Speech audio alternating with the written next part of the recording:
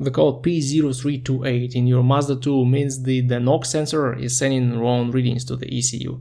The NOx sensor detects excessive vibrations of the engine and tells the ECU to correct the air-fuel mixture to avoid misfiring, if you put it in simple terms. So the work of this sensor is important, and ignoring this code is not the best idea. There are actually two common problems that may cause the P0328 code in your Mazda: the sensor itself or the loose connection. The sensor is located under the intake manifold, and if your engine has some oil leaks, the oil can affect its work. Also, I know that these sensors have quite a strict schedule of breaking down. They tend to last about 110,000 miles and then magically kick the bucket and require replacement. In 90% of cases, the problem is with the sensor. But of course, wiggling the connector and checking if it has corrosion on its pins is a good idea before you buy the sensor. Unfortunately, for this you will need to take off the intake manifold, but it's also a great chance to clean the throttle body that is very likely not too clean at this mileage. The sensor is about $90 or pounds, which is not cheap at all, and there are some cheaper aftermarket alternatives, but I